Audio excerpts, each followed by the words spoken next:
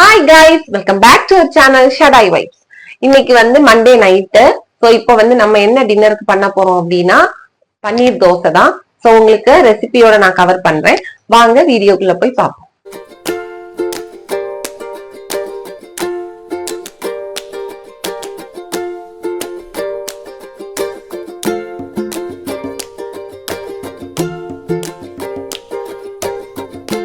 Time வேற 8:30 ஆயிடுச்சு.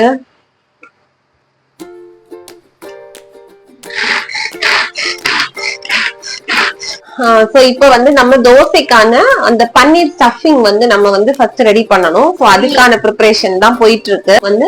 நம்ம வெங்காயம் இப்படி ரொம்ப ஃபைனா சாப் பண்ணணும். தோசைக்கான பன்னீர் ஸ்டஃபிங் ஃபர்ஸ்ட் ரெடி பண்ண போறோம். சோ அதுக்கு ஃபர்ஸ்ட் என்ன பண்ணணும் அப்படின்னா ஒரு பேன் நம்ம வைக்கிறோம். பேன் சூடாகட்டும்.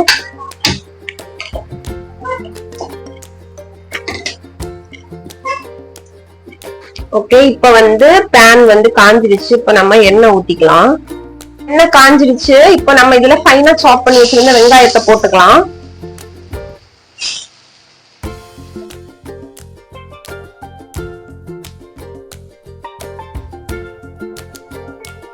நம்ம 2 தக்காளி எடுத்துக்கிறோம். வெங்காயம் எத்தனைன்னு சொல்ல மறந்துட்டேன். வெங்காயம் 2. சரியா, 2 வெங்காயம் 2 தக்காளி எடுத்துக்கோம். சோ இந்த தக்காளியுமே நம்ம ஃபைனா நல்லா ஃபைனா தான் கட் பண்ணணும்.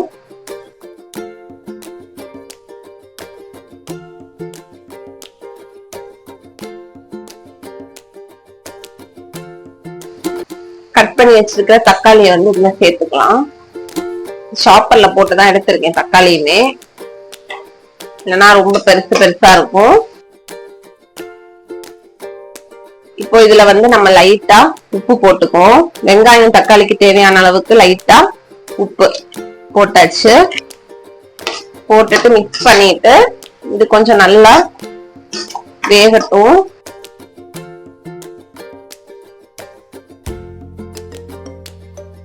இதுல கொஞ்சமா இஞ்சி பூண்டு பேஸ்ட் ஆட் பண்ணிக்கலாம்.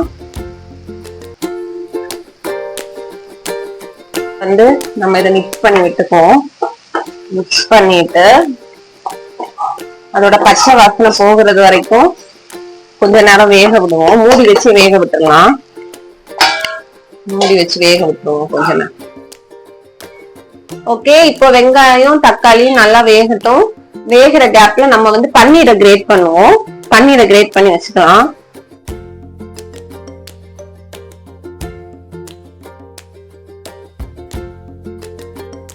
ஓகே, இப்ப நம்ம பன்னீர் கிரேட் பண்ணி வச்சுட்டோம். இப்ப இத பாப்போம்.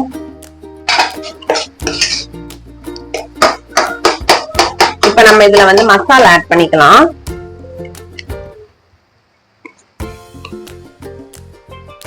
கொஞ்சமா மஞ்சள் தூள்,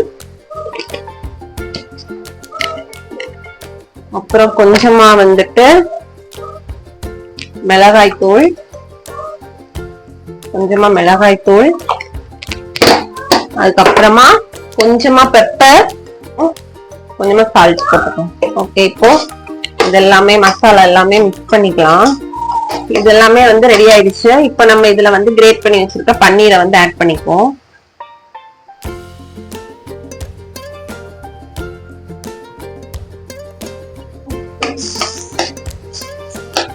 இதோட ஃபிளேவர் பன்னீருக்குள்ளாடி போகணும். அதுக்காக நம்ம நல்லா மிக்ஸ் பண்ணி விட்டுக்கலாம். நல்லா மிக்ஸ் பண்ணி விட்டுக்கிட்டு அதுக்கப்புறமா நம்ம கொஞ்ச நேரம் மூடி வச்சுப்போம். ஒரு 2 மினிட்ஸ் இதை மூடி வச்சுக்கலாம். ஓகே, இப்போ ஒரு 2 மினிட்ஸ் ஆயிடுச்சு. இப்ப பார்த்தோம்னா நல்லா ரெடி ஆயிடுச்சு நம்மளோட பன்னீர் ஸ்டஃபிங். சோ இத அந்த பக்கமா வச்சுக்கிட்டு நமக்கு தோசை சுட ஆரம்பிக்கலாம்.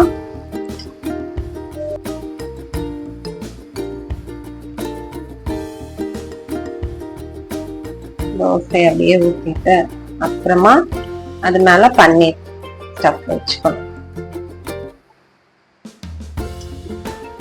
இப்ப நம்ம இது மேல பன்னீர் ஸ்டஃப் வச்சுக்கணும்.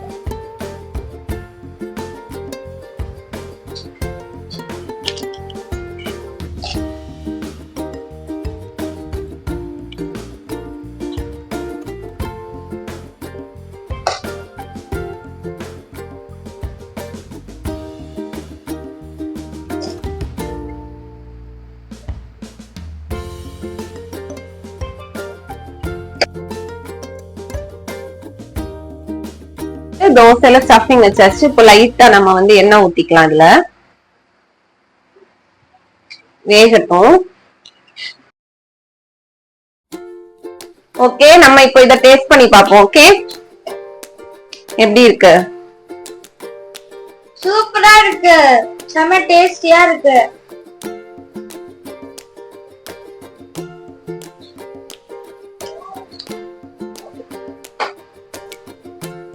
சூப்பர் டேஸ்டா இருக்கு.